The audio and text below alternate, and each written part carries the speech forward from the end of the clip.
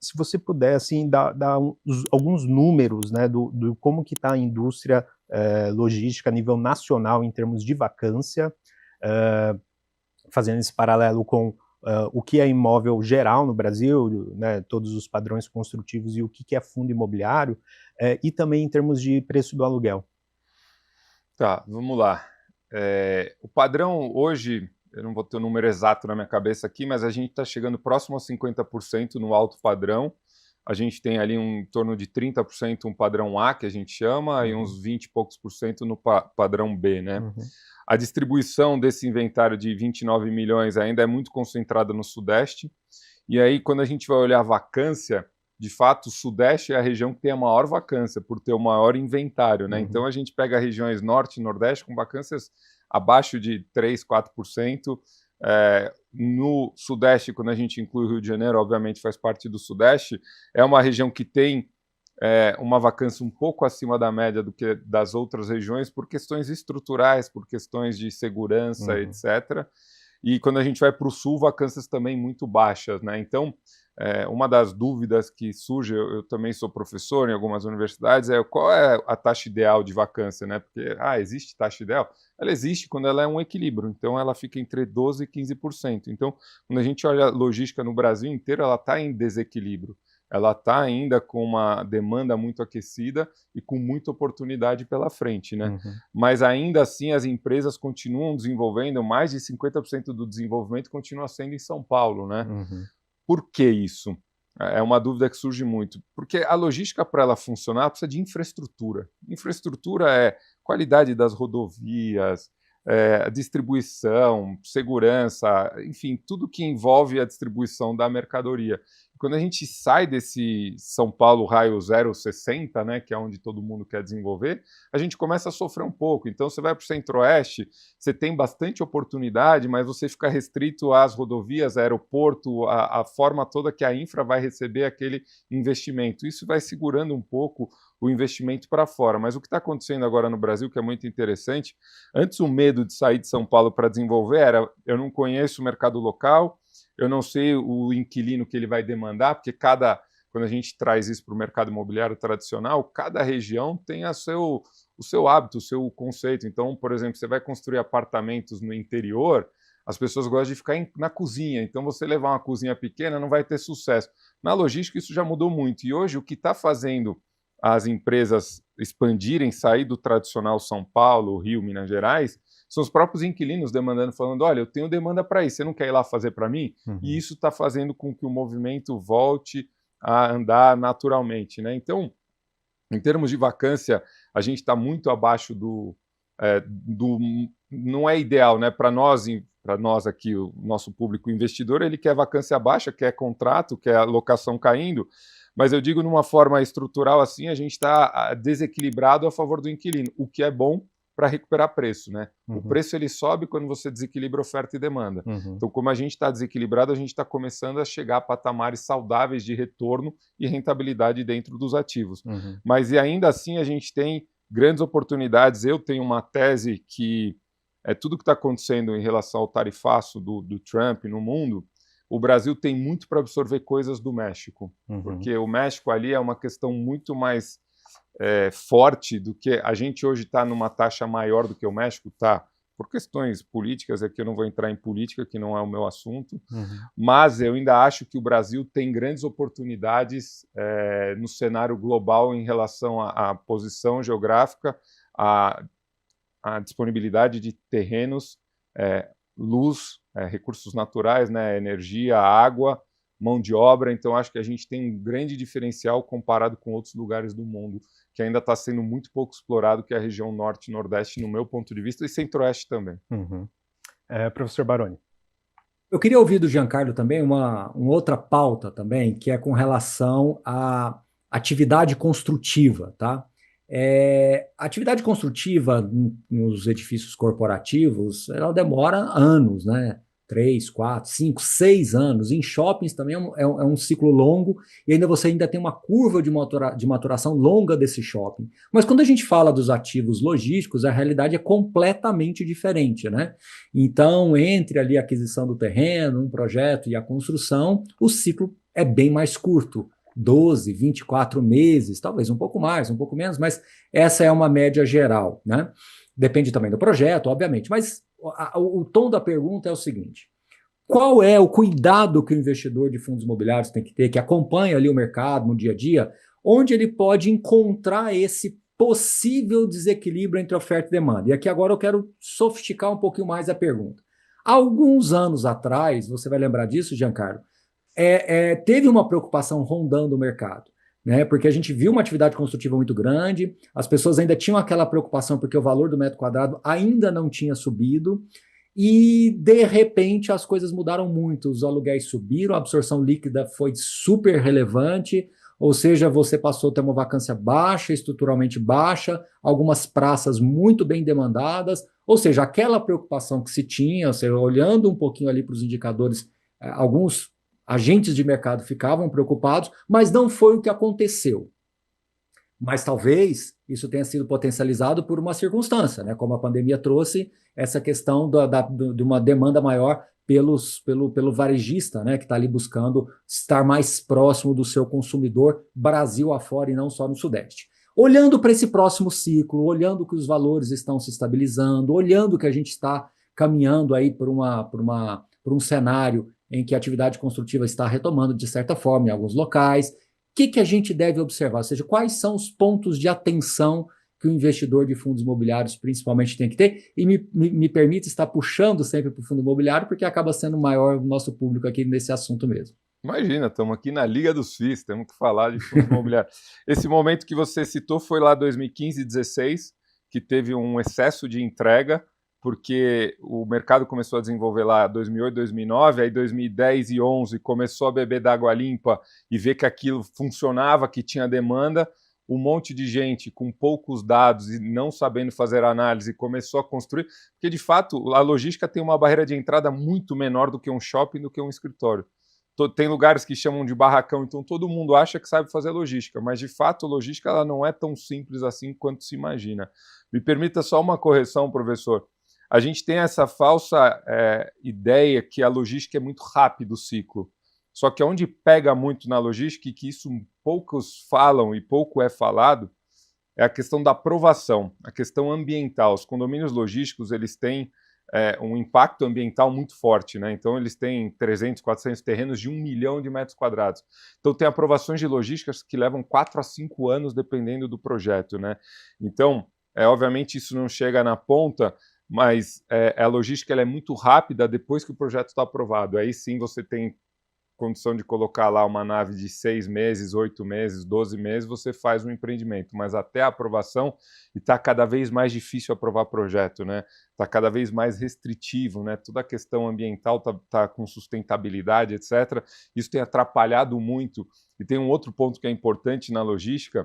É muito comum na logística a gente pegar terrenos que pegam 2 municípios. E aí, dependendo da região, que é pouco sofisticada, tem a briga em qual município você vai aprovar, quem que vai pegar os emolumentos, e aí você começa a entrar numa seara que a gente nem imagina aqui nos bastidores, mas que acontece muito, né, na logística.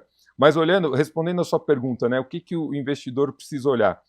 O ponto mais importante, o que estabelece ganho de preço de locação, sem dúvida nenhuma, é taxa de vacância. Então, quando é que isso nos nossos gráficos, nas nossas análises, ela fica muito clara, né? Quando é que a logística começou a pegar preço? Quando baixou a taxa de vacância. Baixou de 12%, que eu falei que é o equilíbrio, você começa a ter um desequilíbrio de oferta e demanda.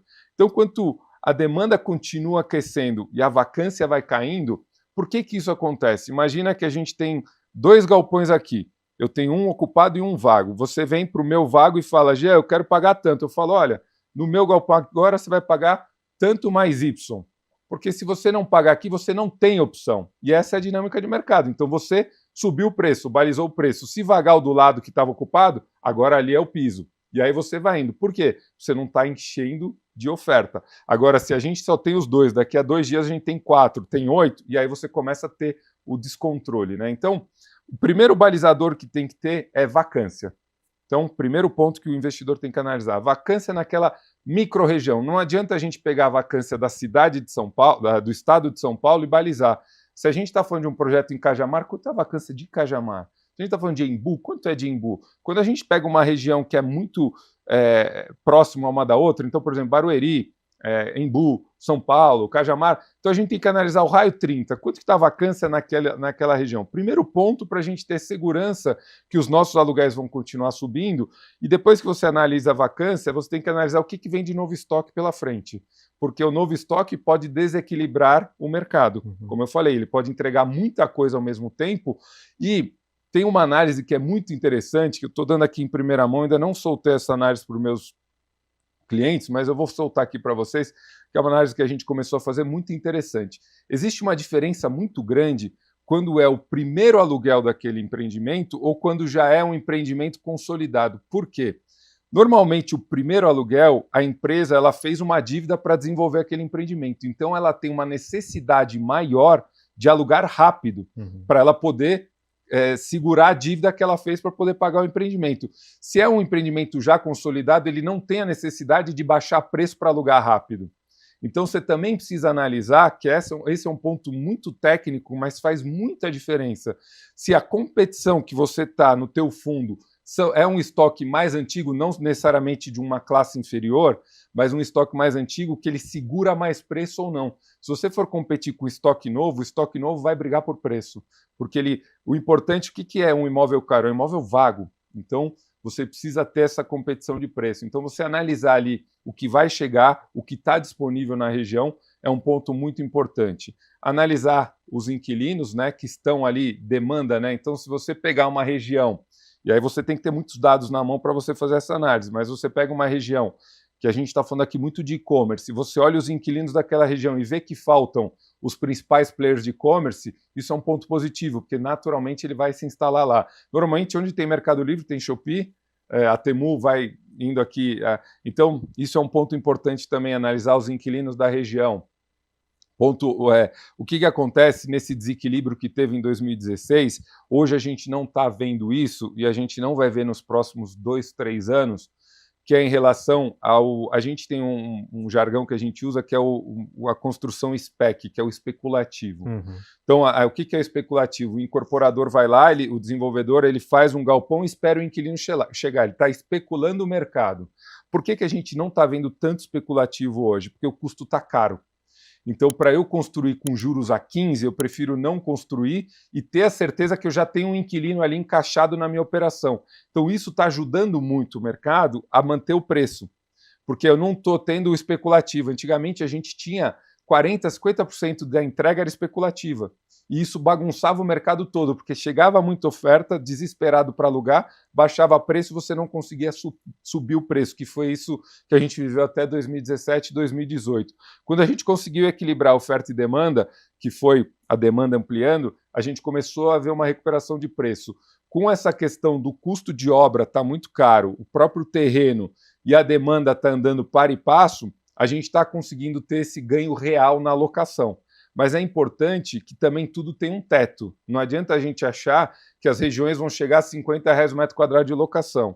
Então tem muita gente forçando a barra, por exemplo, eu tenho um ponto de vista que eu acho que tem algumas regiões que já são muito consolidadas, que elas já chegaram ali no teto. Onde você tem lugar para crescimento real de locação? As regiões mais afastadas, norte e nordeste, o sul, que tem um inventário ali muito pequeno, ali você ainda tem uma elasticidade no preço. Quando a gente pega regiões mais sólidas, Cajamar, Guarulhos, eles estão chegando num pico. O operador também não consegue, dentro da operação, colocar um custo de escritório na locação, né? Então a gente tem locações chegando a 35, 36, 37, que é o mundo ideal.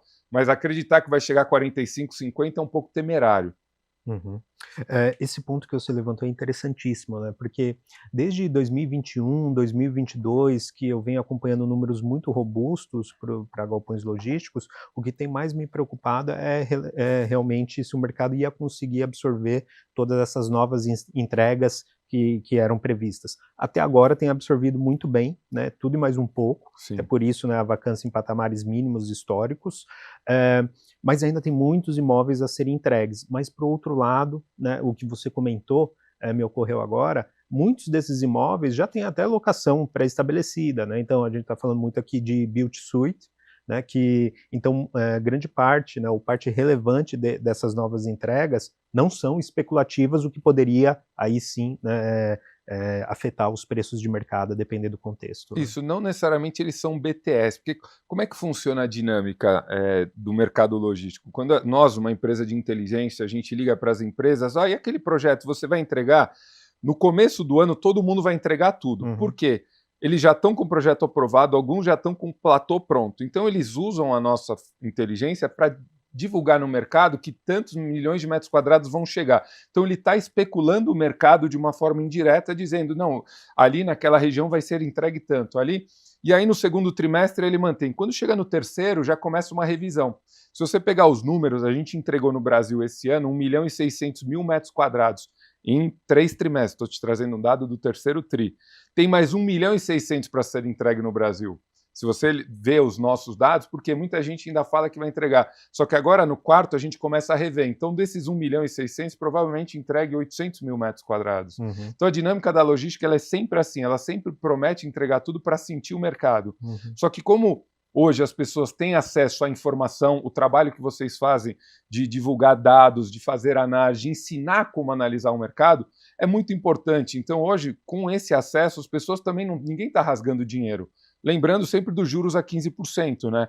Então, além de não rasgar dinheiro e ter acesso ao dado, você consegue ter uma entrega mais coordenada com a demanda. Então, não necessariamente é um BTS, mas sim um casamento ali da oferta e demanda que está acontecendo num modelo tradicional. Porque a diferença do BTS, só para ilustrar já que a gente está falando aqui, é o tipo de contrato, né? O BTS ele tem normalmente um contrato de 10, 15 anos, com a cláusula de rescisão do contrato, que é o saldo do contrato. Então, ele é um contrato muito mais forte, né, para o inquilino, para o desenvolvedor e para o investidor, né?